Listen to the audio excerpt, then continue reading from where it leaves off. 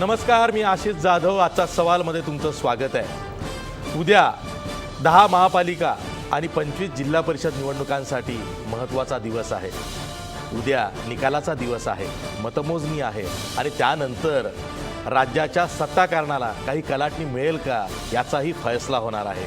एका अर्थानं judgement day उद्याचा आहे. या उद्याच्यासाठी भाजपनं काही तयारी केली आहे का? कारण किंगमेकर कोण असणार आहे? स्वतः मुख्यमंत्री देवेंद्र फडणवीस असतील की मेक और ब्रेकमध्ये आलेले शिवसेना पक्षप्रमुख उद्धव ठाकरे असतील? हेही उद्या निकाल जेव्हा स्पष्ट होईल ते स्पष्ट होणार आहे. त्यामुळं आज रात्र वैऱ्याची आहे. अनेकांच्या मनात अनेक प्रश्न आहेत, त्याची उत्तरं ही उद्या मिळणार आहेत. यावरच आहे आपला आजचा सवाल. आपला आजचा सवाल बघा. मतदानाच्या वाढीव टक्केवारीचा फायदा सत्ताधारी भाजपला होईल का? या आपल्या आजच्या सवालमध्ये काही महत्त्वाचे मुद्दे दडलेले आहेत, ज्यावर आपण चर्चा करणार आहोत. मुद्दा क्रमांक 1, कल्याण डोंबिवली पॅटर्नमुळं भाजप शिवसेनेची ताकद वाढेल का? हे आता स्पष्ट झालेलं आहे की जाणीवपूर्वक सेना भाजपनं कल्याण डोंबिवली पॅटर्न याही निवडणुकीत राबवला आणि त्याचा फायदा होताना दिसतोय. एक्झिट पोल तसे सांगतायत, पण ते एक्झिट पोल आहेत. खरे निकाल आल्यावरच चित्र स्पष्ट होणार आहे. मुद्दा क्रमांक 2, नगरपालिकेप्रमाणे महापालिका निवडणुकीतही भाजप क्रमांक 1चा पक्ष ठरेल का? मुद्दा क्रमांक 3, भाजप सेनेच्या आक्रमक प्रचाराचा फटका काँग्रेस राष्ट्रवादीला बसणार का? ज्या पद्धतीनं आक्रमक प्रचार झाला, खास करून राज्याचे मुख्यमंत्री देवेंद्र फडणवीस यांनी ज्या त्वेषानं, उत्साहानं आणि आक्रमकपणे प्रचार केला, विरोधकांवरती आरोप केले, भ्रष्टाचाराचा मुद्दा स्वतः मुख्यमंत्री काढतोय, हे चित्र जनतेनं बघितलेलं आहे. त्यापुढं काँग्रेस राष्ट्रवादी नामोहरम झाली का, असाही प्रश्न आज उपस्थित झालेला आहे. शेवटचा मुद्दा, मुद्दा क्रमांक 4, सत्तेसाठी शिवसेना भाजपला तडजोड करावी लागेल का? निवडणूक झाली हो, मतदान झालंय, आता निकाल आलाय आणि आता जर का निकालाअंती तडजोड करावी लागत असेल, सत्तेसाठी तडजोड करावी लागत असेल, तर मग कोण काय काय विसरतं, कोण कोणते आरोप विसरतं, याकडे सुद्धा जनता लक्ष ठेवून असणार आहे. त्यामुळं सत्तेसाठी आधी हात कोण पुढं करणार आहे? मुख्यमंत्री करतील की उद्धव ठाकरे करतील? शिवसेना करेल की भाजप करेल? हेही आपल्याला पाहायचं आहे. आज आपल्या आजच्या सवालमध्ये चर्चा करण्यासाठी नामवंत पाहुणे आलेले आहेत. आपल्या स्टुडिओमध्ये ज्येष्ठ पत्रकार, लोकमतचे वरिष्ठ सहाय्यक संपादक अतुल कुलकर्णी आहेत. आपल्यासोबत भाजपचे ज्येष्ठ प्रवक्ते गणेश हाके आहेत. आपल्यासोबत मुंबई काँग्रेसचे सरचिटणीस नितीन पाटील आहेत, जे या निवडणुकीत उमेदवारही होते. आपल्यासोबत पुण्याहून राष्ट्रवादी काँग्रेसचे ज्येष्ठ प्रवक्ते अंकुश काकडे आहेत आणि आपल्यासोबत शिवसेनेच्या प्रवक्त्या आमदार डॉक्टर नीलम गोरेसुद्धा आहेत. मी तुम्हा सर्वांचं आजच्या सवालमध्ये स्वागत करतो आणि चर्चेला सुरुवात करतो. सर्वात आधी मी नीलम गोरे यांच्याकडे जातो. ताई, पुन्हा एकदा हाच प्रश्न मला तुम्हाला वारंवार विचारावासा वाटतो की जेव्हा मतदानाची टक्केवारी वाढते आहे, तेव्हा त्याचा फायदा जो विरोधात बसलेला आहे त्या पक्षाला होतो असं मानलं जातं ढोबळपणे. पण जर का मुंबईमध्ये मतदानाची जी टक्केवारी वाढलेली आहे, त्याचा फायदा जर का भाजपला होत असेल, तर मग नुकसान शिवसेनेचं होत आहे का?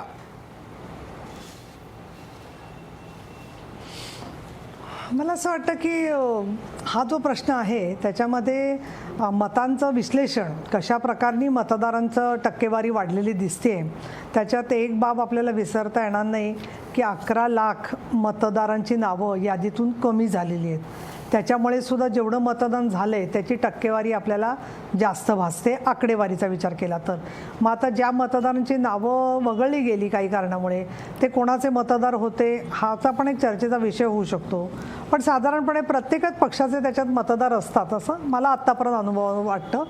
पण ते आपल्याला लक्षात येईल कुठल्या वॉर्डनिहाय काय परिस्थिती आहे ते. एक दुसरं असं आहे की जो मुंबईकर आहे आणि ज्या मुंबईकरांमध्ये अर्थातच इतर भाषिक जसे आहेत त्याच्यापेक्षाही जास्त संख्येने मराठी भाषिक आहेत आणि हे लोक हिरिरीने मोठ्या प्रमाणामध्ये मतदानासाठी खाली उतरले.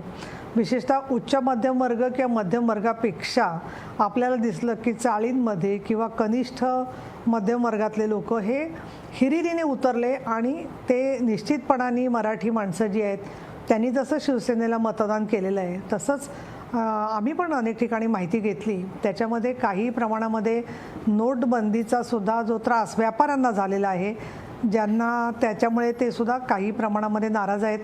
बऱ्याचशा गुजराती आम्हाला मतदारांनी पण सांगितलं की आम्ही शिवसेनेला मतदान केलेलं आहे. तिसरा त्याच्यामधला मला भाग हा वाटतो आहे की जो वाढला टक्का, तो वाढलेला टक्का तरुणांचा पण असू शकतो की ज्या तरुणांना काही स्वतःला बोलायचं आहे, रिलेट करायचं आहे. आणि त्यामुळे आशिष अर्थातच आमचा हा दावा आहे की 2014च्या विधानसभा निवडणुकीपेक्षा आत्ता मुंबईमध्ये आणि इतरत्र परिस्थिती बदललेली आहे आणि महाराष्ट्राच्या ग्रामीण भागावर कोणीच बोलत नाही आहे, पण ग्रामीण भागामधली सुद्धा जी टक्केवारी वाढलेली आहे त्या टक्केवारीमधून तिथली राजकीय चुरस जिथे आहे त्या ठिकाणी टक्केवारी वाढते आणि त्याचासुद्धा आपल्याला एक वेगळ्या प्रकारचा परिणाम हा जो दिसून येतो. आता प्रत्येक वेळेला असं म्हणणं की कमी झाले टक्के म्हणजेच अमक्याला फायदा होतो का तोटा होतो, त्याच्यापेक्षा सुद्धा मला असं वाटतं की कमिटेड वोटर प्रत्येकाचा जो आहे तो किती प्रमाणात उतरतो याच्यावरती या टक्केवारीचा फायदा झालेला दिसून येतो. आणि आम्हाला असं वाटतं की शिवसेनेची चांगली यंत्रणा आहे प्रत्येक ठिकाणी गटप्रमुखांची, ठिकठिकाणच्या जुन्या शिवसैनिकांची आणि त्याच्यावर सर्व नवे जुने बघून मोठ्या प्रमाणामध्ये ह्या टक्केवारीमध्ये मला असं वाटतं की महिलासुद्धा मोठ्या प्रमाणात उतरलेल्या आहेत आणि ते शिवसेनेलाच त्याचा फायदा होईल. शेवटी मला एक शेवटचा मुद्दा सांगायचा आहे, आशिष पाहिजे तर नंतरही बोलू शकते, की महिलांचं प्रमाण शिवसेनेने दिलेल्या उमेदवारांमध्ये 50% आरक्षण असलं तरी 56% महिलांना उमेदवारी दिलेली आहे. दलितांची जे जागा होत्या त्यांच्यामध्ये सुद्धा महिलांना वाढीव उमेदवारी मिळाल्यामुळे दलितांच्या जागांपैकी 80% जागा या दलित महिलांना उमेदवारीत मिळालेल्या आहे आणि ओबीसीमध्ये सुद्धा ही टक्केवारी जी आहे ती ओबीसींच्या 50% महिला असल्या पाहिजे, त्याच्याऐवजी ती सुद्धा 50-60% पोचलेली आहे. त्यामुळे थोडक्यात महिलांना गुणवत्तेच्या आधारावरती 50%पेक्षाही जास्त असं 56% आरक्षण आम्ही दिलेलं आहे आणि त्याच्यामुळे महिला मतदारांचा सुद्धा जो टक्का वाढलेला आहे त्याच्यात शिवसेना असेल असं मला वाटतं. गणेश हाके, प्रश्न असा आहे की 2014च्या लोकसभा निवडणुकीपासून हा जो ट्रेंड आहे वाढीव मतदानाचा तो सुरूच आहे आणि हे खूप चांगलं झालं की महापालिका निवडणुकांमध्ये आतापर्यंत ओरड असायची की मतदानाची टक्केवारी 50च्या पलीकडे नसते. तो दावाही फोल झाला आणि मतदार राजा इतका सजग झाला, तो मतदान करायला उतरला आणि आज टक्केवारी सरासरी 55% झाली. मुंबईमध्ये सुद्धा 50च्या वर टक्केवारी गेलेली आहे.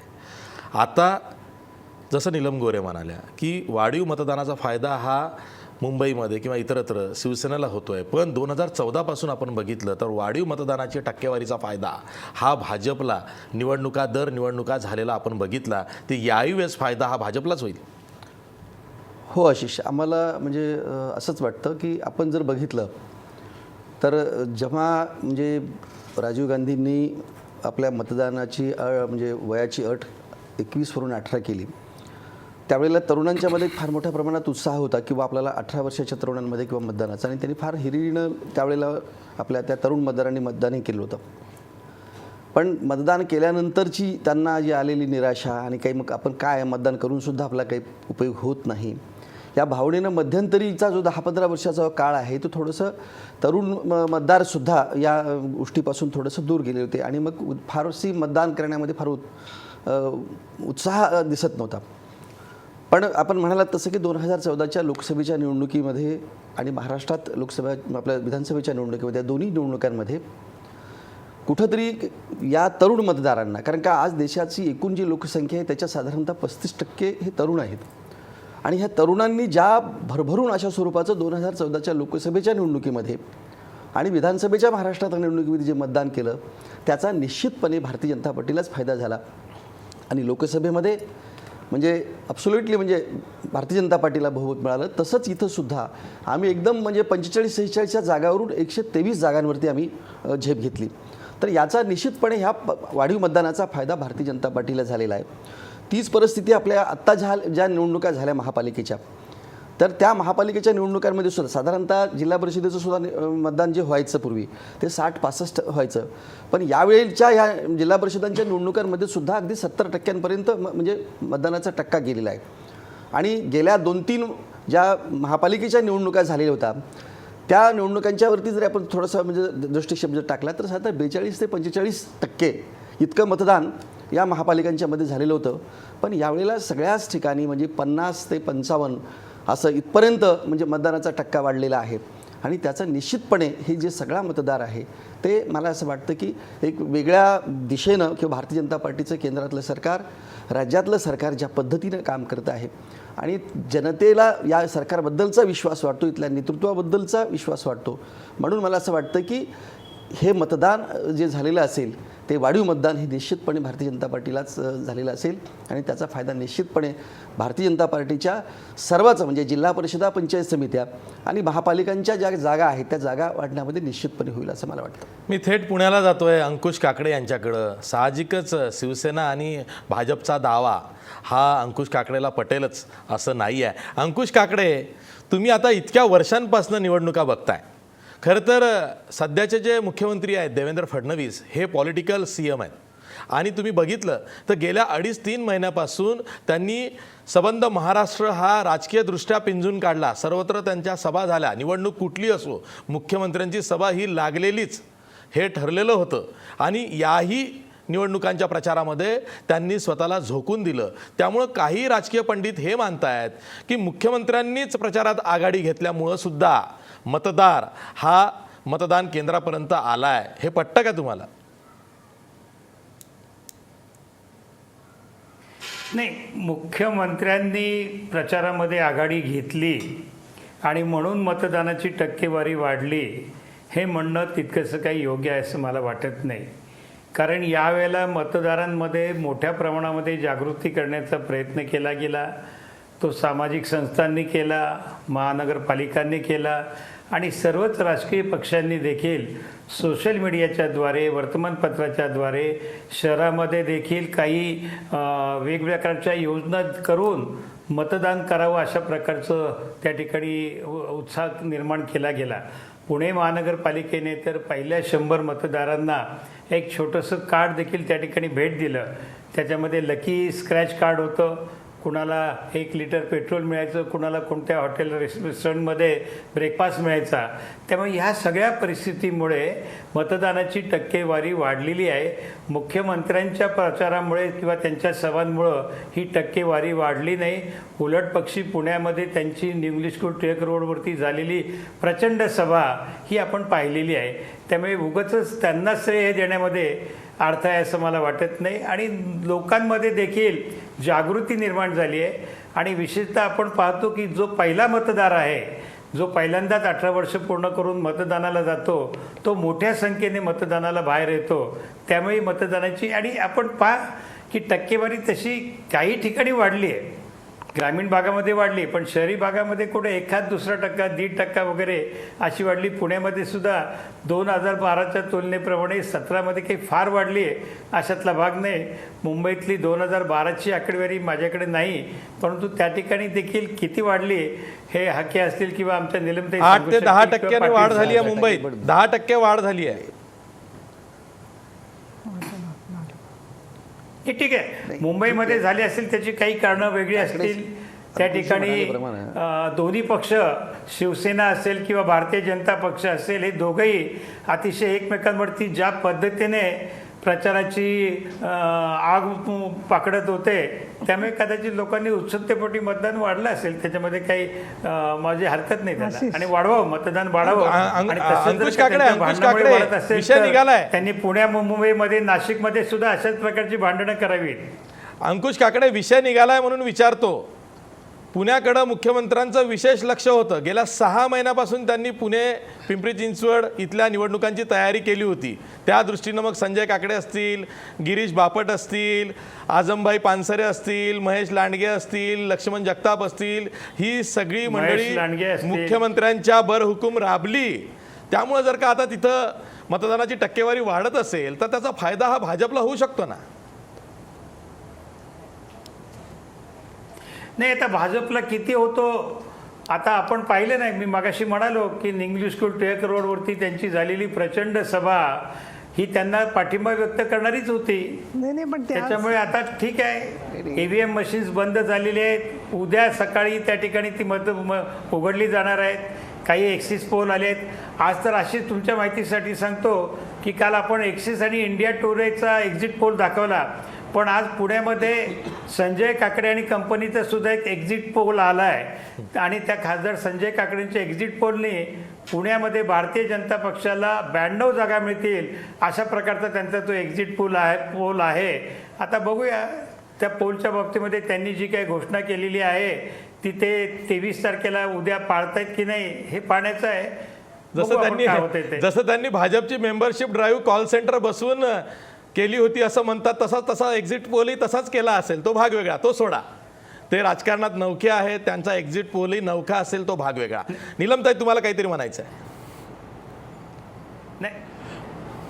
नाही, मला त्याच्यामध्ये असं वाटतं की एक्झिट पोलच्या चर्चा तर सातत्याने होत राहतात, पण उद्या शेवटी स्पष्ट आपल्याला चित्र होणार आहे.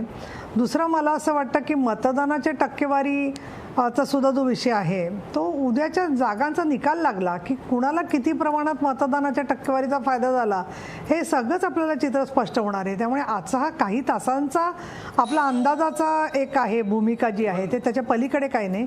पण मला आशिष, मी हात यासाठी वर केला की नेहमी एक संदर्भ येतोय गेल्या काही दिवसांमध्ये, आताही अंकुशजी बोलले की आपली प्रचाराची पातळी आणि जी शिवसेना भाजपची भांडणं, मला एकच आणायचं आहे, मी असं समर्थन वगैरे करत नाहीत, मतभेद झालेले आहेत ही वस्तुस्थिती आहे, सगळ्या महाराष्ट्राच्या समोर आहे. पण आत्तापर्यंत ज्या ज्या वेळेला वादविवाद झालेत महाराष्ट्रामध्ये, तर महाराष्ट्राला अशा पद्धतीच्या सणसणीत वादांची सवय हो. आचार्य अत्रे असतील, पु ल देशपांडे, त्यात दुर्गाबाई भागवत आणि विरुद्ध यशवंतराव चव्हाण, कितीतरी वाद पाहिलेले आहेत महाराष्ट्राने वेळोवेळी. आणि एकमेकाबद्दल असे वाद करून शेलकी विशेषणं एकमेकाला वापरणं वगैरे त्याचं विश्लेषण करणं, हे एवढे काय म्हणजे आपण मराठी लोक जे आहेत ते वादापासून किंवा याच्यापासून असं काही कुठली सेन्सॉर नाही आहे इथे महाराष्ट्रामध्ये. आणि प्रत्येक निवडणुका हे वेगळ्या पद्धतीने गाजतात. तुम्हाला आठवत असेल ज्यावेळेला राज ठाकरे आणि नारायण राणे निघून गेले, एक मिनिट आचार्य वक्तव्याशी अंकुशजी, संबंध लावू नका. त्यावेळी मांडीला मांडी लावून राज्य करत नव्हते. माझं पद्धतीने हे आपण पाहिलं पाहिजे. नाही अंकुशजी, अहो महात्मा फुले आणि रमाबाई रानड्यांच्या वादामध्ये महात्मा फुले स्वतः म्हणाले होते की रमाबाईंना काही त्यांचे विरोधक जे आहेत त्यात पंडिता रमाबाईंनी धर्मांतर केलं होतं त्या काळात, त्यामुळे पंडिता रमाबाई रेव्हरंड झाल्या तर पुण्यातले काही लोक त्यांना रेव्हरंडा म्हणत होते आणि त्याच्यावर महात्मा फुलेंनी प्रहार केलेले आहेत. त्याच्यामुळे मी या भाषेच्या मध्ये जात नाही, या सगळ्या जे आहे ते मी उदाहरण देते आहे. आणि दुसरं मला असं वाटतं की हे जे वाद आहेत तर ज्या वेळेला आमच्याकडचे काही लोक निघून गेले 2005 आणि 2007ला, तेव्हा त्यांनी ज्या शब्दामध्ये जो काही आमच्या पक्षाचा उद्धार केला होता आणि आजही अनेक लोक करतात, तर ते काय फार अगदी अभिरुचीला धरून असतं असं सर्टिफिकेट शिवसेनेवर टीका झाली की का बरं तुम्ही विचार करता? ठीक आहे. आता तर खरं तर शिवसेना आणि भाजपच्या नेत्यांना सेफ पॅसेज हवा आहे. जर का आता सत्तेसाठी तडजोड करायची असेल तर सेफ पॅसेज हवा आहे, त्यासाठी सुद्धा किंवा सेफ एक्झिट हवी आहे, त्यासाठी सुद्धा प्रयत्न चाललेले आहेत. ते आतापासून लक्षात येत आहे ज्या पद्धतीनं आता नीलमताई बोलतायत. नितीन पाटील, बरोबर की नाही? आता तडजोड करायची वेळ आलेली आहे, निकाल काही तासांवर आलेले आहेत. आता माहिती आहे एकत्र बसून तडजोड करायचीच आहे. नितीन पाटील जी, आशिषजी, सर्वप्रथम आपला जो सवाल आहे की जो भाजपला त्याचा फायदा आहे की नाही, त्याच्याबद्दल मी 100% बोलतो तो त्यांना फायदा नाही आहे. आणि मी परत एक वेळा विनंती करेन की प्रिंट मीडियानी किंवा प्रसारमाध्यमांनी आज जो काही त्यांनी प्रचार करतायत की भाजपला 10% वाढीचा फायदा होतोय, तो असा एका पक्षाला, सत्ताधारी पक्षाला करू नये. तुम्ही एक मध्यस्थी भूमिका घेतली पाहिजे. लोकशाहीमध्ये तुम्ही एक चांगल्या प्रचाराची भूमिका घेतली पाहिजे आणि विकासाच्या माध्यमातून काही मुद्दे असतील त्याबद्दल बोललं पाहिजे, पण एका पक्षाला बोलणं बरोबर नाही. दुसरा, आत्ताचं जो सांगतायत भाजपचे ज्येष्ठ हा एकच एक्झिट पोल आलेला आहे जो इंडिया टुडे ॲक्सिस ग्रुपनी केलेला आहे. त्यांच्याच एक्झिट पोलच्या आधारे सर्वजण बोलतायत, कारण त्यांनी मतदान संपल्याच्या 1.5 तासात हा एक्झिट पोल प्रसिद्ध केला आणि त्यातमध्ये भाजपची सरशी झाली आहे. असं दिसलं. आज महाराष्ट्र वनही ठिकठिकाणी कानोसा घेतला, अंदाज घेतला, त्यातही हे लक्षात आलेलं आहे की भाजपची सरशी होते आणि ती कशी होते याचा विचार विरोधकांनी केला पाहिजे. नाही, आम्ही त्याच्यात एकच सांगतो की भाजपला का मिळणार नाही. भाजपनी जे केंद्रामध्ये जे केलेली जी कामं आहेत आत्ताच लेटेस्ट असलेलं, मागच्या मी बोलत नाही, मी आत्ताच नोटबंदीच्या मध्ये झालेला जो सर्वसामान्य माणसाला जो त्रास, गरीब, दलित, शेतकरी आणि मध्यमवर्गीय आणि मिडल क्लास व्यापारी हे सर्व आज त्रस्त आहेत. आणि आज तुम्ही मला सांगा, लाईनमध्ये यांच्याशिवाय दुसरा कोणीही भांडवलदार मेलाय का उन्हामध्ये लाईनमध्ये राहून? नाही मेलाय. आणि आज मतदार करणारा हाच सर्व भाग होता, हा सर्व वर्ग होता. त्यामुळे ह्या वर्गाने आपल्या मनातला जो विरोध आहे, आपल्या मनातली जो राग आहे, हा बाहेर येऊन 10% मतदान केलेलं आहे आणि 100% त्यांनी काँग्रेसलाच केलेलं आहे आणि काँग्रेसलाच त्याचा फायदा होणार आहे. ही मुद्दा आपण डावलता कामा नये आणि हे 100% होणार आहे. दुसरा मी आणखीन एक मुद्दा तुम्हाला सांगेन, हे जे भाजप आणि सेना जो आज जे आपला एकामेकामध्ये जो विरोधी प्रचार आणि त्यांचे जे वक्तव्य आहे, त्यांच्या भ्रष्टाचाराचं आज भाजप त्यांना सांगते. इथेच आपल्यामध्ये आपली चर्चा झाली, किशोरीताई पेडणेकर होत्या, भाजपचे प्रवक्ते होते, त्यांनी किशोरीताईंनी भाजपच्या प्रवक्त्यांनी त्यांच्यावर आरोप केला होता की तुम्ही ते काय आज भ्रष्टाचार केलात, आम्ही 2 वर्षात आम्ही असा विकास केला आणि असा एवढा विकास केला. तर त्यांनी काय सांगितलं त्यांना की तुम्ही 26 वर्ष आमच्या बाजूला मांडीला गोटा खेळत होता काय? म्हणजे ह्या पद्धतीचं वक्तव्य, ह्याच्यापेक्षाही वेगळं वक्तव्य भ्रष्टाचाराच्या बाबतीत आपलं वाटून कसं घ्यायचं. एकच घर आहे, तुम्ही एका घरात राहत होता आणि एक घर तुटल्यानंतर आपलं जे प्रॉपर्टी आहे ही जास्त आपल्याला कशी मिळेल आणि त्यातनं आपल्याला किती फायदा मिळेल हा तुम्ही बघताय. आणि आज मुंबईमधली नितीनजी, तीच तर खेळी होती ना की वर पासून खालपर्यंत केवळ सेना भाजप चर्चेत राहील.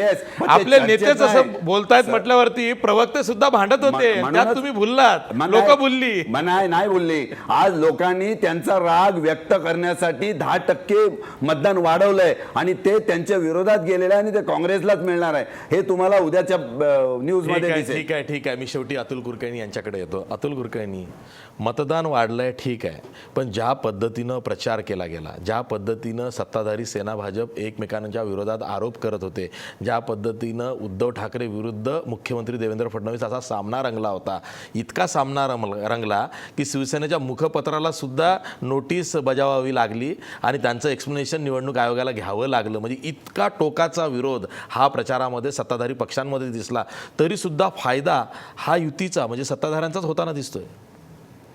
पहिली गोष्ट तर या मतदानाच्या टक्केवारीच्या वाढीचं श्रेय थोडं तरी आपण राज्याच्या मुख्य निवडणूक आयुक्तांना दिलं पाहिजे.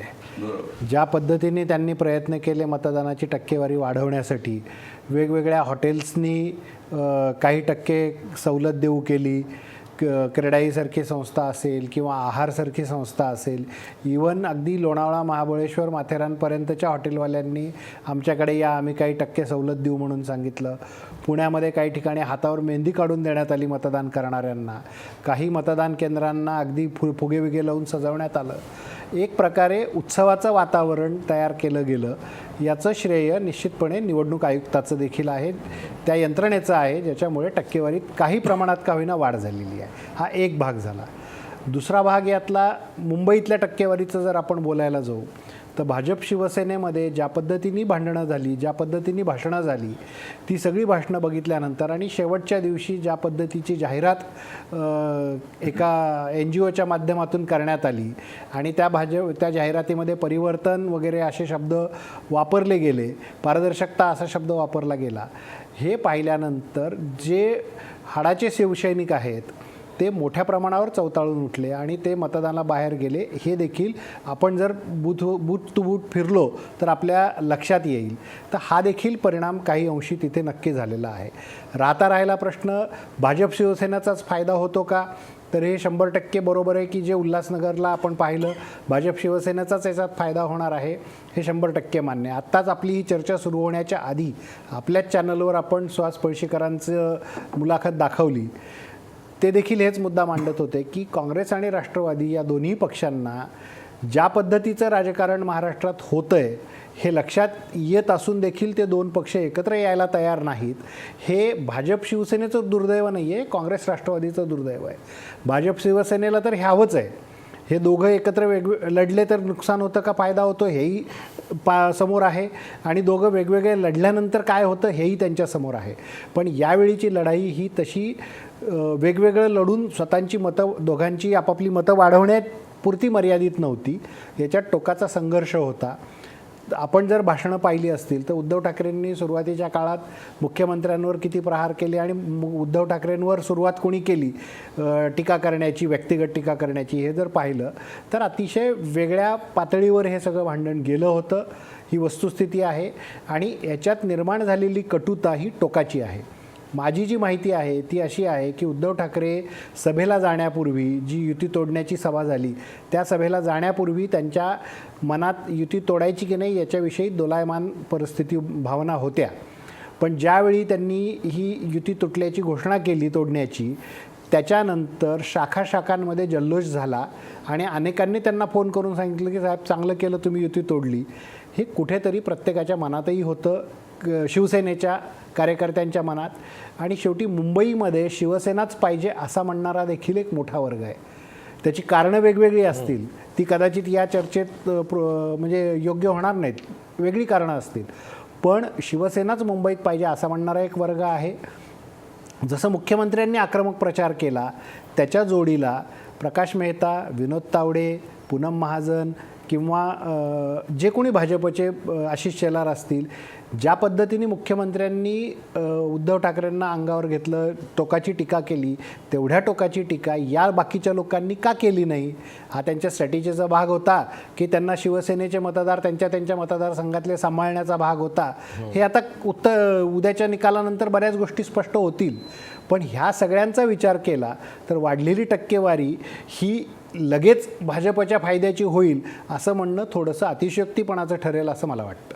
आपण वाढीव टक्केवारीची चर्चा खूप करतोय आणि एक प्रकारे आपण प्रिज्युडाइसली ही चर्चा करतोय की भाजपला त्याचा होईल. कारण असं अनेक वेळा होतं ना की ट्रेंड काय आलाय आणि त्या ट्रेंडमधून कोणाचा फायदा झाला, तर पुढच्या वेळेस सुद्धा टक्केवारी वाढत असेल तर त्याच पक्षाला फायदा होईल असं म्हणत आपण ही चर्चा केली. पण जसं आता अतुल कुलकर्णी म्हणाले की मुख्यमंत्री मेक ऑर ब्रेक सिच्युएशनमध्ये आलेले आहेत. त्यांनी आपल्या अस्तित्वाचा डाव या निवडणुकीत खेळलेला आहे आणि त्यामुळं ही निवडणूक जर का जिंकली तर मुख्यमंत्री हे आणखी भक्कम होणार आहेत. जर का काही दगाफटका झाला तर मग राज्याच्या सत्ताकारणाला कलाटणी मिळू शकते. त्यावर सुद्धा आपल्याला चर्चा करायची आहे. पण ब्रेकनंतर, ब्रेकवर जाता जाता आपला प्रश्न बघा. मतदानाच्या वाढीव टक्केवारीचा फायदा सत्ताधारी भाजपला होईल का? 52% लोक म्हणतायत होय, मतदानाच्या वाढीव टक्केवारीचा फायदा सत्ताधारी भाजपला होईल. पुन्हा भेटूया ब्रेकनंतर.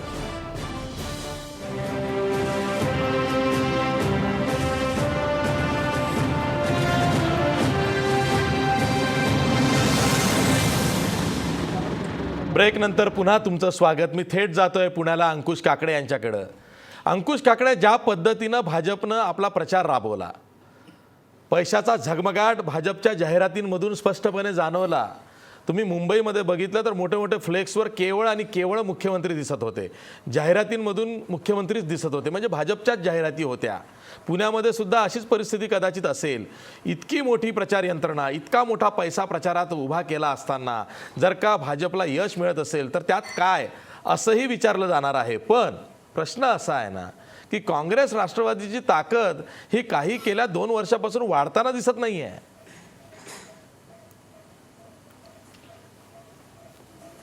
नाही, आपण म्हणतो ठीक आहे, लोकसभा त्यांनी जिंकली, पुण्यामध्ये विधानसभा जिंकली आणि ती जिंकल्यानंतर साहजिकच पुणे आणि पिंपरी चिंचवड महानगरपालिका कोणत्याही परिस्थितीमध्ये आपल्या हातामध्ये आली पाहिजे, आपल्या ताब्यात आली पाहिजे, याच्यासाठी जवळपास गेली वर्षभर त्यांचं सगळं ही पूर्वतयारी होती. आणि मग ती तयारी करीत असताना त्यांची स्वतःची अशी कोणतीही ताकद या 2 महानगरपालिकांमध्ये नव्हती. पिंपरी चिंचवडमध्ये त्यांची गेल्या वेळेच्या निवडणुकीची नगरसेवक संख्या फक्त 3 होती. पण आमचे लक्ष्मण जगताप असतील, महेश लांडगे असतील आणि त्याच्या जोडीला कमी पडले की काय म्हणून मुस्लिम चेहरा म्हणून त्यांनी आझमबाई पानसरेंना त्यांनी त्यांच्या पक्षाकडे वळवलं. ते कशा पद्धतीने वळवलं, त्याला काय आमिष दाखवली, ही काही चर्चा या ठिकाणी करण्याची योग्य वेळ नाही. जाहीरपणे ते करता देखील येणार नाही. आणि पिंपरी चिंचवड महानगरपालिका कोणत्याही परिस्थितीमध्ये ताब्यात घेण्यासाठी आमचे अनेक नगरसेवकांना आमिष दाखवली. काही ठिकाणी पोलीस दबाव आणला गेला, प्रशासकीय दबाव आणला गेला आणि त्यांनी त्या ठिकाणी त्यांची संख्या वाढवण्याचा प्रयत्न केला. काल ती ती परत परिस्थिती फोन का पुण्यामध्ये संजय काकडेंनी केली.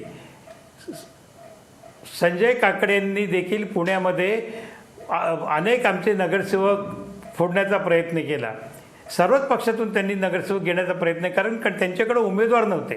त्यांची महानगरपालिकेतील संख्या ही अगदी 25पर्यंत होती आणि ती त्यांना जर का मिळवायची असेल तर आणखी त्याच्यामध्ये 50-60 जण आपल्याला जिंकले पाहिजेत आणि तशा प्रकारचे तुल्य उमेदवार त्यांच्याकडे नव्हते. पैशाचं आमिष दाखवलं गेलं, सरकारी यंत्रणेचा गैरवापर केला आणि विशेष दुर्दैव म्हणजे पार्टी विथ डिफरन्स म्हणणाऱ्या भारतीय जनता पक्षाने गुन्हेगारी स्वरूपाच्या लोकांना देखील पक्षामध्ये प्रवेश दिला. संघाच्या मुशीमध्ये वाढलेले गिरीश बापट असतील, योगेश गोगावले असतील, अनिल शिरोळे असतील, या सगळ्या मंडळींना ह्या गोष्टी पसंत नव्हत्या. परंतु म्हणतात ना, म्हण आहे, नाक दाबून तोंड दाबून बुक्क्याचा मार. एकीकडे मुख्यमंत्र्यांच्या कानाला लागून संजय काकडे सगळी घटना करत होते आणि हे सर्व मंडळी पाच पांडवांचं ज्या पद्धतीने त्या ठिकाणी दूध हारल्यानंतर माना खाली घेतल्या होत्या तशा पद्धतीने ते त्या ठिकाणी बसत होते. चांगल्या निष्ठावंत कार्यकर्त्यांना डावललं गेलं. तिकीटं जाहीर झालेली, त्यांचे एबी फॉर्म रद्द करण्यात आले. शेवटच्या क्षणाला आमच्या पक्षातली देखील अनेक मंडळी त्यांनी ओढण्याचा प्रयत्न केला. पण आणि जाहिरातीचं आपण पाहता मुंबईसारखीच परिस्थिती पुण्यामध्ये देखील होती. पुण्यामध्ये एकेका रस्त्यावरती 10 मोठे होर्डिंग्स, वर्तमानपत्रामध्ये जाहिराती. मला एक समजत नाही की भारतीय जनता पक्षाला एवढा पैसा आला कुठून, कशा पद्धतीने त्यांनी हा पैसा गोळा केला आणि निवडणुकीत वापरला. काल परवा देखील 2 दिवसामध्ये निवडणुकीमध्ये त्यांच्या पक्षांकडं ज्या नगरसेवकाकडं काही पैसा नव्हता तो मात्र या निवडणुकीमध्ये वारेमाप पैसा खर्च करत होता. एन प्रकारे अजितदादांसारखं राष्ट्रवादीचं शक्तीस्थळ खच्ची करण्याचं काम या ठिकाणी करत होते. पण एक मला आनंद आहे की पुणे महानगरपालिकेमध्ये कोणत्याही परिस्थितीमध्ये गेल्या 10 वर्षामध्ये आणि पुणे शहरामध्ये केलेली विकासाची कामं, या निवडणुकीमध्ये नियोजन पद्धतीने केलेला प्रचार आणि आम्ही कुठेही त्यांच्यावरती टीका केली नाही. आम्ही जी काही कामं केली ती लोकांसमोर आणण्याचा प्रयत्न केला. पवारसाहेब असतील, अजितदादा असतील, धनंजय मुंडे असतील, अतिशय मर्यादित स्वरूपामध्ये आमच्या अंकुश काकडे चर्चा अशी आहे, किंबहुना माहिती अशी आहे किंवा ते दिसतंय तुमचीच अस्त्र तुमच्यावर उलटवली मुख्यमंत्र्यांनी. लक्ष्मण जगताप असेल, महेश लांडगे असतील किंवा आजमभाई पानसरे असतील किंवा संजय काकडे असतील, हे आधी कोणाकडे होते? अजित पवारांचेच हे चेलेचपाटे होते आणि त्यांना हाताशी धरून जर का मनी आणि मसल पॉवरचा वापर भाजपनं पुणे आणि पिंपरी चिंचवडमध्ये केला असेल तर गैर काय? तुम्हाला बोलण्याचा अधिकार नाही राहिला ना आता. हे तुमचेच होते आधी. आशिष, मी हे मान्य करतो ना, परंतु हे करून सुद्धा मुख्यमंत्र्यांच्या हातामध्ये काहीही लागणार नाही हे उद्या आपल्याला पाहायला मिळेल. ठीक आहे अतुल कुलकर्णी, पुणे पिंपरी चिंचवडमध्ये जे काही झालेलं आहे तो अभ्यासाचा विषय आहे. ज्या पद्धतीनं गेल्या 8 महिन्यांपासून मुख्यमंत्री स्वतः एकीकडं गिरीश बापट, दुसरीकडं संजय काकडे आणि तिसरीकडं पिंपरी चिंचवडमधली अजित पवारांची जुनी माणसं तोडणं, हा जो प्रयोग मुख्यमंत्र्यांनी पुणे पिंपरी चिंचवडमध्ये 8 महिन्यांपासून राबवला, त्याचा फायदा भाजपला तिथं होईल असं वाटतं? प्रत्येकाला आपला पक्ष वाढवायचा पूर्ण अधिकार आहे. कशा पद्धतीने तो वाढवायचा त्या पद्धतीविषयी वेगवेगळी मतभिन्नता असू शकते. भाजपनी घोषणा दिली होती की काँग्रेस मुक्त भारत. आता काँग्रेस मुक्त भारत म्हणजे काँग्रेसमधले भाजपत घ्यायचे आणि काँग्रेस मुक्त भारत करायचा का काय, हा ज्याच्या त्याच्या भूमिकेचा भाग आहे. पण जे कोणी लोक भाजपनी आपल्या पक्षात घेतले, राष्ट्रवादीतले काही फोडून घेतले असतील किंवा आणखी कुठले घेतले असतील, 1-2 नावं सोडली त्याच्यातली पिंपरी चिंचवडमधली, तर बाकीची नावं ही गेली तर राष्ट्रवादीतल्या गटबाजीला कुठेतरी त्याच्यातून थोडंसं थंड झाली ती गटबाजी असं म्हणता येईल. पण आज मी सांगतो उद्याचे रिझल्ट काय लागतील ते लागतील, पण पिंपरी चिंचवड महानगरपालिका ही राष्ट्रवादीच्या ताब्यात राहील असा माझा तरी अंदाज आहे. आणि ज्या पद्धतीची आकडेवारी येते त्याच्यावरून स्पष्ट होतं आहे. त्याच्यामुळे तिथे काही फार असं मोठा बदल होईल असं मला तरी वाटत नाही. सकृत दर्शन तिथं काम आहे राष्ट्रवादीने काम केलं आहे आणि ज्या पद्धतीने फोडाफोडी केली कुठेतरी नाही म्हणलं तरी आज भाजप जे मूळ भाजपचे आहेत, म्हणजे आता इथं 122 ही संख्या जरी विधानसभेतली असली तरी याच्यातले मूळ भाजपचे किती आणि पक्षांतर करून आलेले किती याची जर आकडेवारी काढली तर वेगळं चित्र दिसेल. त्या उलट शिवसेनेमध्ये जे 63 आमदार आहेत त्याच्यात सगळे शिवसेनेचे किती आणि बाहेरून शिवसेनेत आलेले किती याची जर आकडेवारी काढली तर फरक आपल्यासमोर पटकन लक्षात येईल. मूळ मुद्दा असा आहे की लोकसभा आणि विधानसभा या दोन्हीकडेही 2014ला लोकसभेत प्रचंड बहुमत, पूर्ण बहुमत भाजपला मिळालं. महाराष्ट्रात भाजपची सत्ता आली.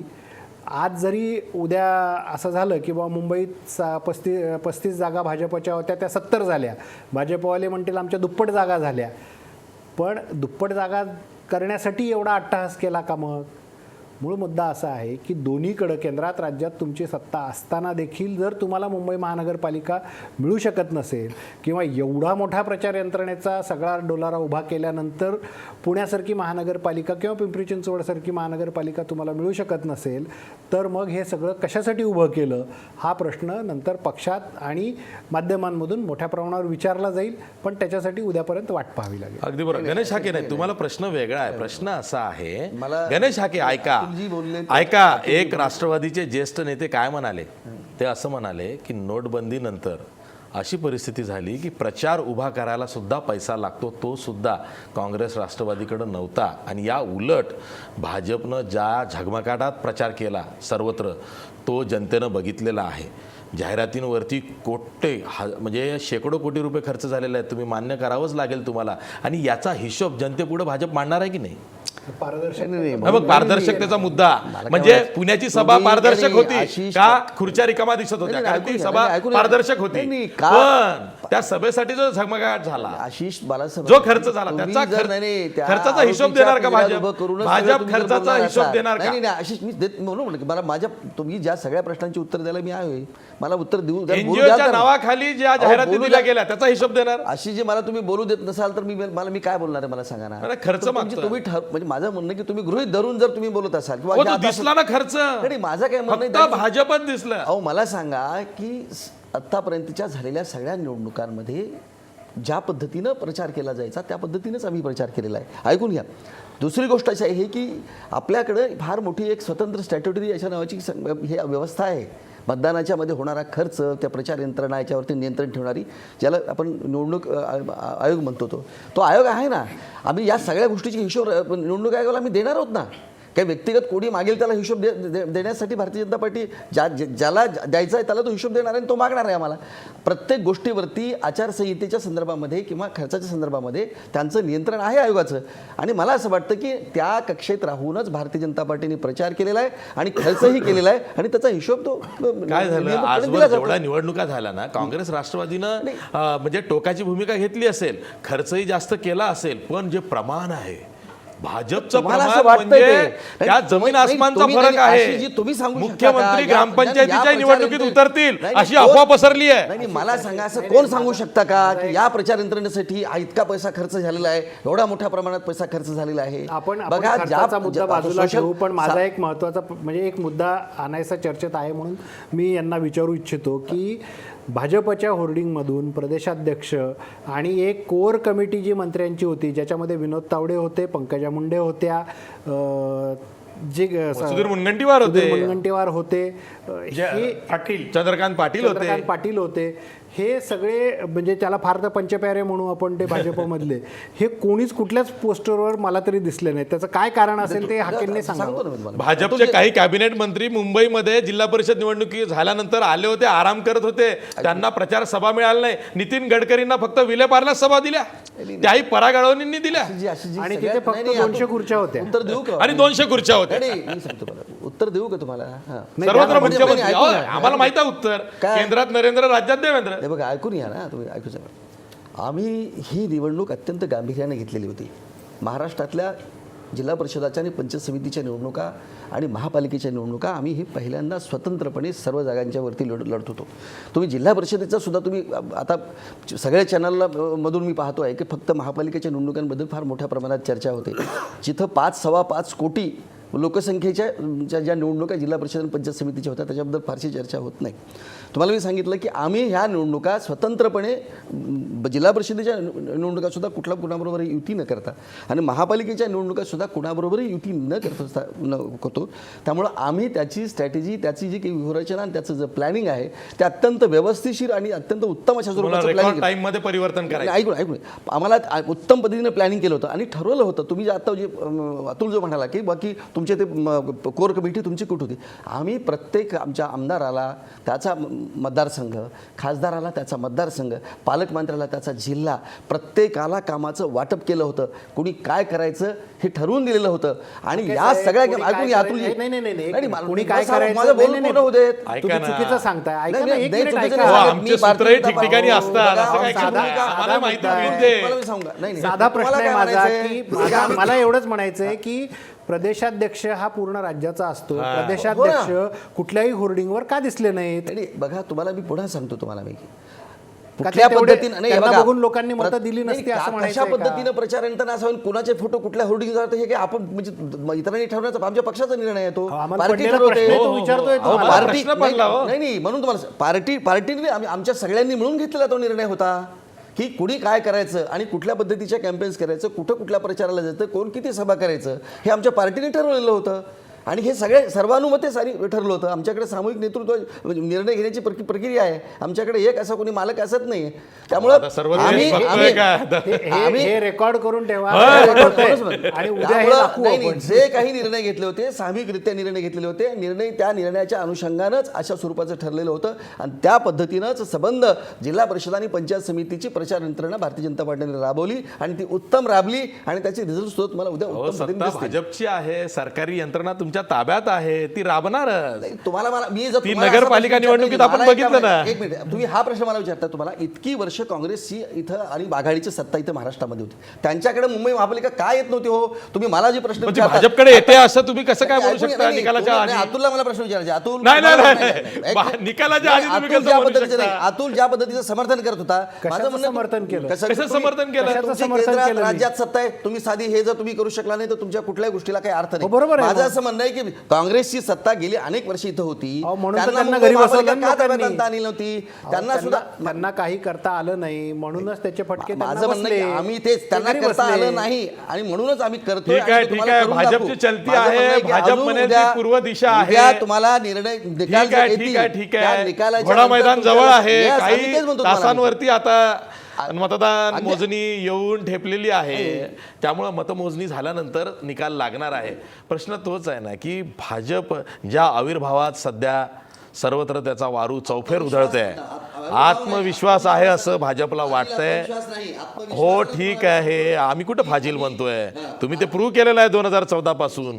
पण आता परिस्थिती बदलेल का अशी पुसटशी शंका आमच्या मनात आलेली आहे, ती आम्ही चाचपून बघतो आहोत.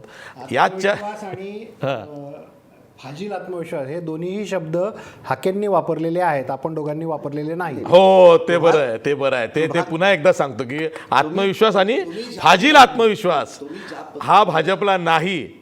म्हणजे हा असंच गणेश हाके म्हणाले. तुमच्या मनातले बोललो, तुमच्या मनात असं वाटत असेल की बाबा हे कसला आत्मविश्वास आहे यांचा, तुम्ही म्हणायला लागलात ना आम्ही की काहीच उद्या जे बोललो काही- नाही. नाही तुम्ही जे तुम्हीच समर्थन बोलताय. शिवसेनेच्या प्रचाराच्या यंत्राच्या संदर्भात समर्थन केलं, तुम्हाला हे माहिती नाही, आहे नाही, का? आम्ही समर्थन की नाही भारतीय केलं. जनता आम्ही पार्टीने समर्थन केलं कुठे नाही. केलं? नाही, नाही, आम्ही नाही, फॅक्ट्स मतदानाची मांडल्या. टक्केवारी वाढली. आम्ही फॅक्ट्स नाही, मांडल्या. त्याचं तुम्ही काय केलं, शिवसैनिक बाहेर आले आणि मग त्याच्या नाही, नाही, नाही, तसंच नाही. भारतीय जनता पार्टीचे लोक हाके साहेब, हाके साहेब, आम्ही पहिल्यांदा हाके साहेब. 227 जागा लढत होतो आणि प्रत्येक निलंबनाला आमच्या विचारा भारतीय जनता ना पार्टीच्या ठीक आहे, प्रत्येक ठीक आहे. कार्यकर्त्याला हाके साहेब, ही आम्हाला निवडणूक हा आपल्या- प्रश्न पडलेला आहे. आपल्या प्रतिष्ठेची वाटत होती. या प्रश्नावर तरी आम्ही नाही, ऐका ना, चर्चा करू शकतो की नाही? हा तुम्हाला प्रश्न विचारू शकतो की चर्चा नाही? करा. मी पण माझं आम्ही म्हणणं प्रश्न ऐकून असा घ्या. विचारू शकतो नाही, नाही, की आशिष- तुम्ही एवढी टोकाची भूमिका एकमेकांच्या विरोधात घेता, एकमेकांना पारदर्शकतेच्या त्यांची मुद्द्यावर प्रतिष्ठा होती. कोंडीत पकडता आणि उद्या जर नाही, का मला काय म्हणायचं- सत्तेसाठी तडजोड करायची वेळ आली तर पुन्हा तुम्ही एकत्र याल. बघा, मग कुठे गेली भाजपची नैतिकता? माझं काय कुठे म्हणणं गेली आहे, भाजपची जे बघा, नैतिकता? ज्या गोष्टीच्या बद्दल आता मला अहो, सांगतो भाजप जर हे चर्चा शिकवत आहे आलं त्याची चर्चा आतापर्यंत आपण करू नये. सर्वांना. आणि म्हणून ते प्रश्न करून आज विचारावा आपण लागतो.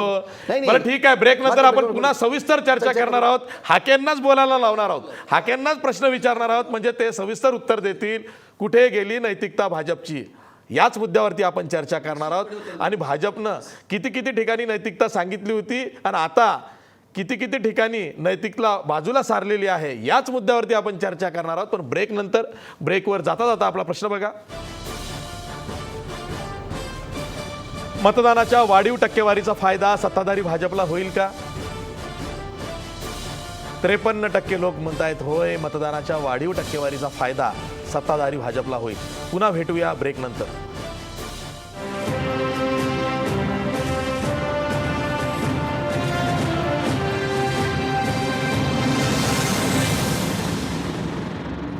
ब्रेक नंतर पुन्हा तुमचं स्वागत. मी थेट जातोय पुण्याला नीलम गोरे यांच्याकडं. नीलमताई, आता अशी चर्चा आहे की पारदर्शकतेच्याच मुद्द्यावरती पुन्हा एकदा सेना भाजपमध्ये सलोखा होईल, युती होईल. मुळात काय माहिती का, चर्चा काय आहे याच्यापेक्षा सुद्धा पुढे काय घडणार आहे त्या यात संदर्भामध्ये संबंध तुम्हाला राज्याला तर कल्पना आहे, उत्सुकता पक्षामध्ये आहे. आमच्या वरतून- संबंध राज्याला उत्सुकता आहे, पुढे काय होणार आहे. फक्त आम्हालाच नाही. पण फक्त 24 तासाचा प्रश्न आहे ना, एवढं तुम्हाला आधीच सगळी कशाला माहिती पाहिजे.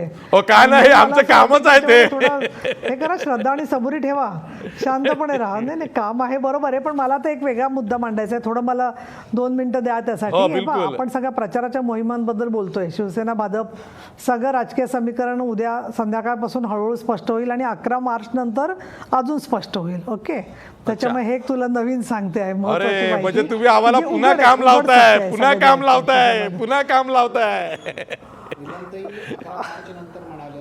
तर ते आकडे काय येत आहेत त्याच्यावर पण अवलंबून आहे. पण हो. शेवटी एकूण देशभर काय ट्रेंड चाललाय हे तर राष्ट्रीय पक्षांना तर विचार करायला लागेल ना. आम्ही तर प्रादेशिक पक्ष आहोत समजा, पण राष्ट्रीय पक्षांना 11 मार्चचा तर विचार करायलाच लागणार आहे या सगळ्या ठीक आहे, ठीक संदर्भामध्ये. आहे. म्हणजे आमचं उत्तर प्रदेशच्या निकालाकडे बारकाईनं लक्ष आहे, बघायचं तिकडे काय होते आणि तोपर्यंत तुम्ही आम्हाला कामाला लावणार. आता त्याच्यात मला अजून एक मुद्दा असा मांडायचा आहे, थोडं तुम्ही नाराज होऊ नका महाराष्ट्र वन, या कुठल्याच वाहिनीची मला भावना दुखवण्याचा हेतू नाहीये. पण मला एक जे चित्र दिसलं प्रचाराच्या मध्ये, आपण बोलतोय ना जाहिरातींचा खर्च झाला, होर्डिंग लागली, पण वाहिन्यांवरती निवडणूक आयोगाने स्पष्ट सांगितलं होतं की तुम्ही प्रचार करू नका. पण सर्व वाहिन्या ज्या म्हणजे वृत्तपत्र स्वातंत्र्याचा 4था स्तंभ, त्या 4थ्या स्तंभाचा मुख्य एक प्रिंट मीडियाच्या बरोबरीने निम्मा भाग, त्या सगळ्यांनी वाहिन्यांनी अनेक मुलाखती परत परत दाखवल्या. त्या मुलाखतींमध्ये जसं निवडणूक आयोग आम्हाला दूरदर्शनला किंवा आकाशवाणीला प्रत्येक पक्षाची किती क्षमता आहे जागांमध्ये त्यानुसार वेळ वाटून देतो आणि त्यानुसार आम्ही लोकसभा किंवा विधानसभा निवडणुकीमध्ये दूरदर्शनवरती आम्हाला अर्धा तास, 2 तास, 1 तास जो काही मिळतो ते आम्ही बोलतो. परंतु इथे तुम्ही स्वतः माध्यमांचे बरेचसे लोक जे आहेत ते स्वतःच त्याचे हे झाले, सर्वेसर्वा झाले, हुकुमशाह झाले.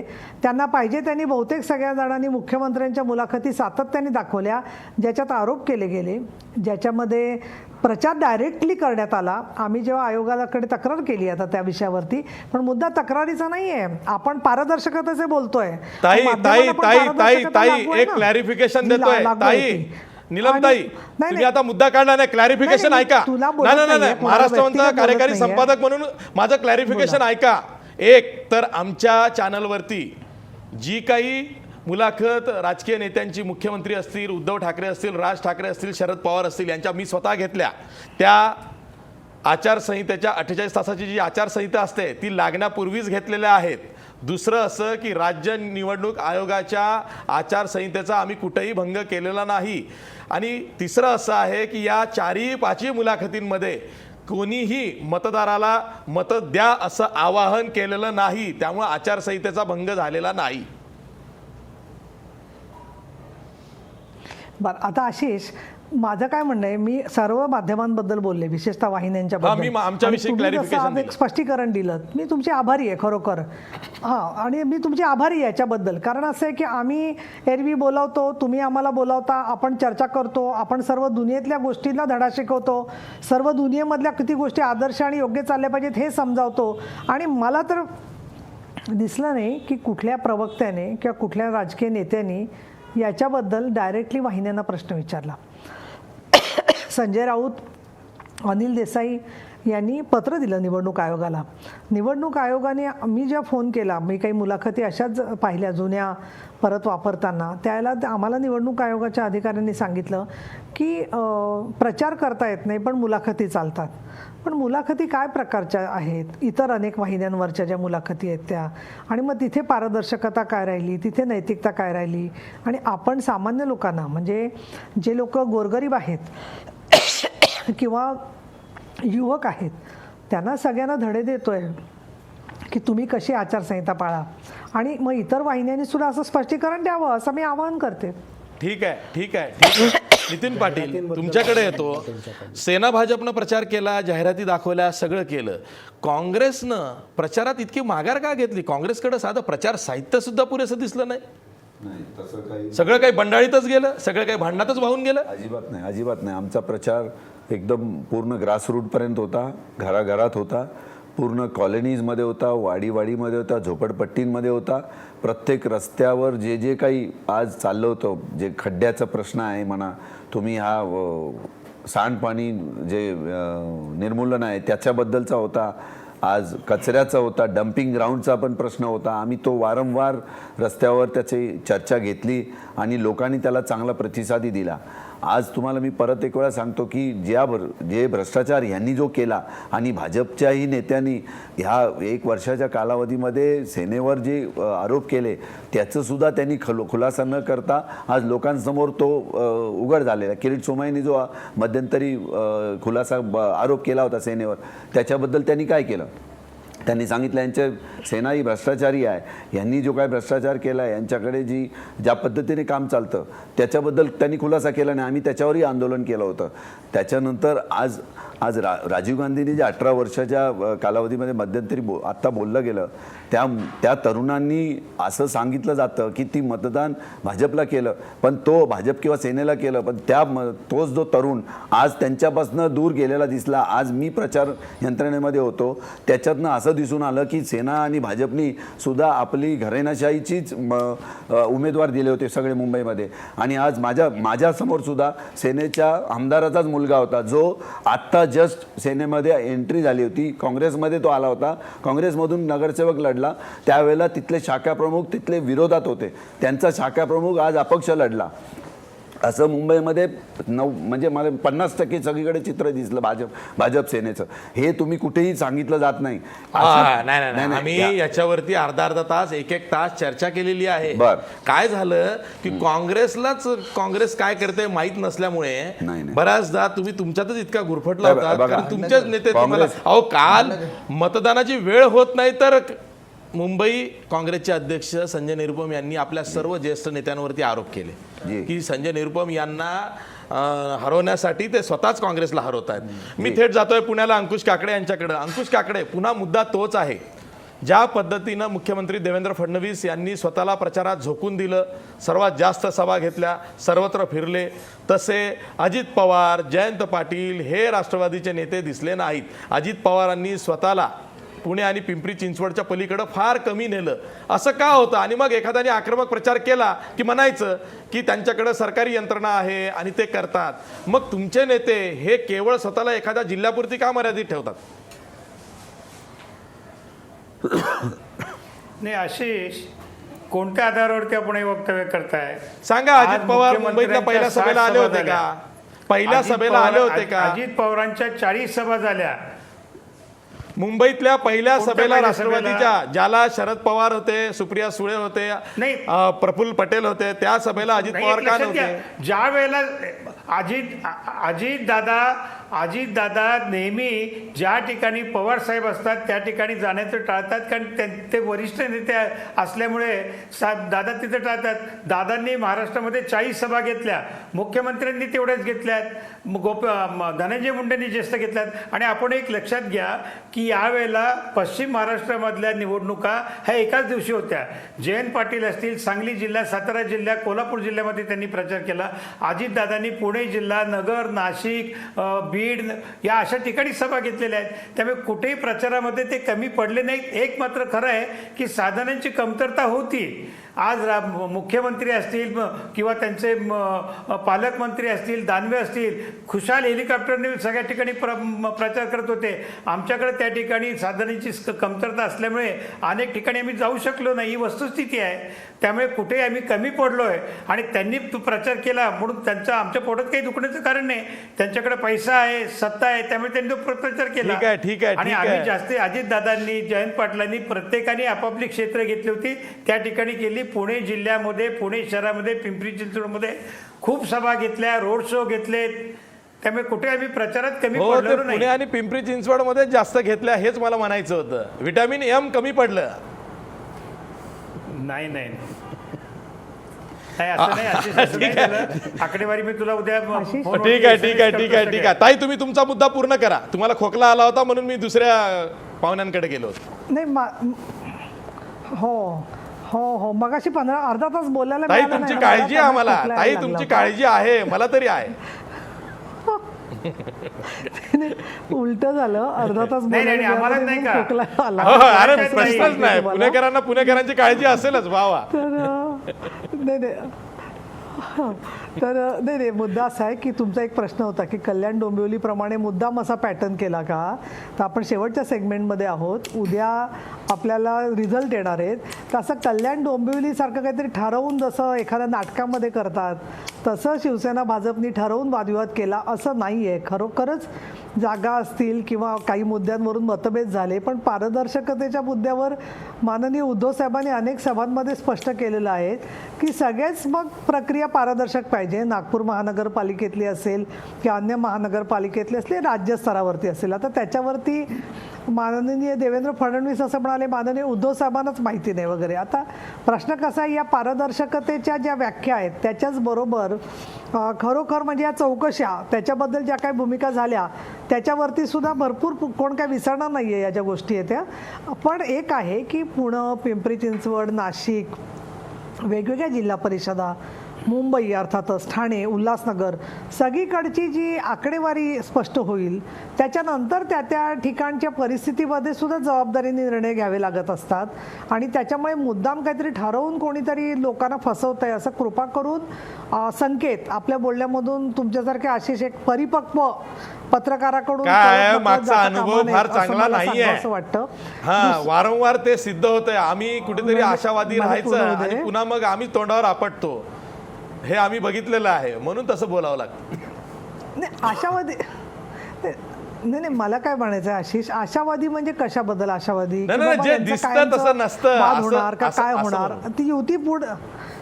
पण नाही मुद्दा काय आहे या सगळ्यामध्ये की हे आपण प्रत्येक निवडणुकी 2014च्या नंतर विधानसभेला पण आपण पाहिलेलं आहे, आत्ताही पाहिलेलं आहे. मतभेद आहेत ते आम्ही लपवलेलं नाही आहे. आमची संयुक्त महाराष्ट्राबद्दलची बांधिलकी, आमची बांधिलकी जी आहे ती अभेद्य राहणार आहे. आम्ही कुठेच त्याच्यामध्ये बदल होणार नाहीये.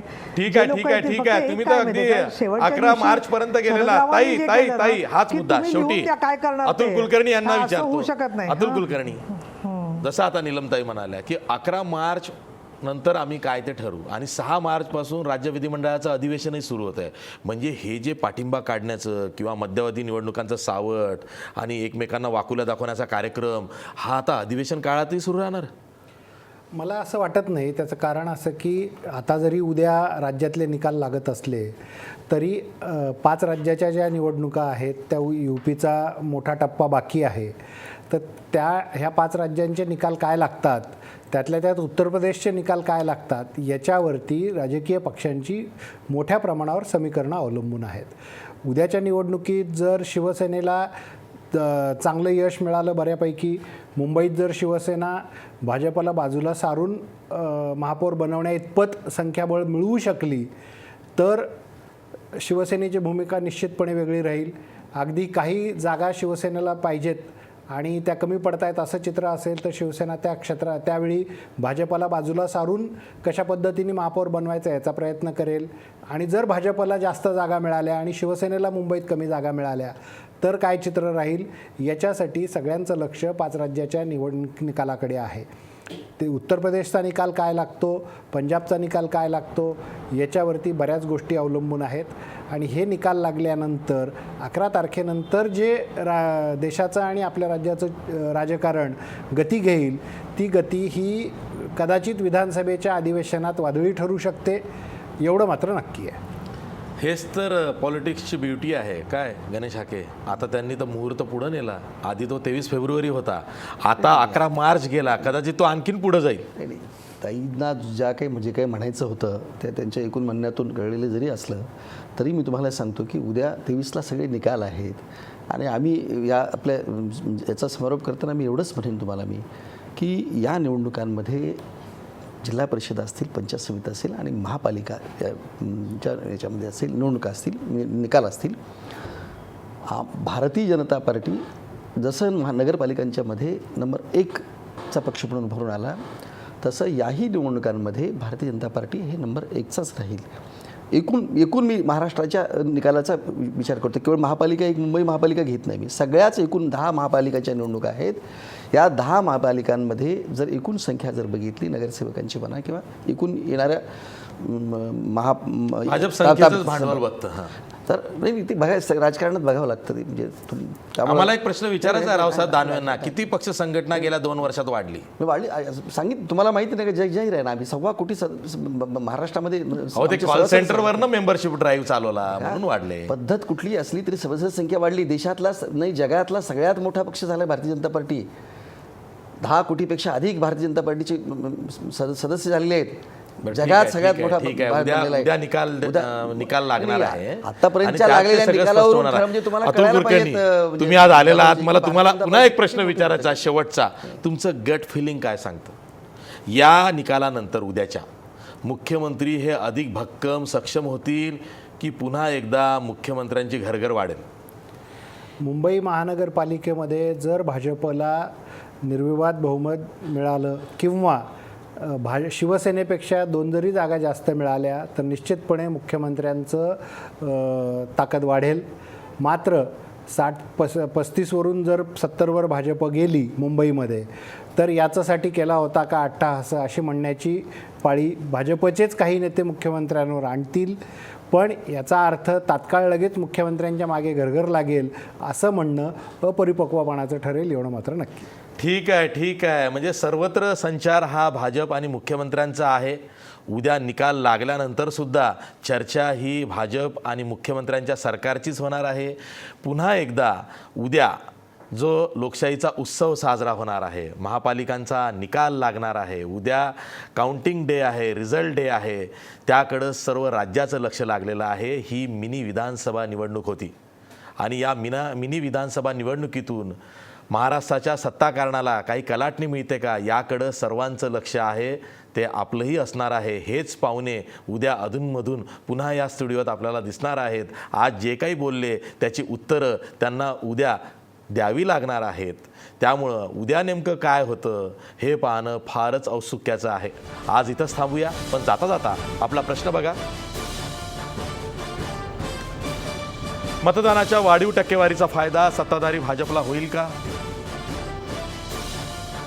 54% लोक म्हणतात होय, मतदानाच्या वाढीव टक्केवारीचा फायदा जसा आधी झाला तसाच सत्ताधारी भाजपला होईल. आज इथंच थांबूया. पहा फक्त महाराष्ट्र वन.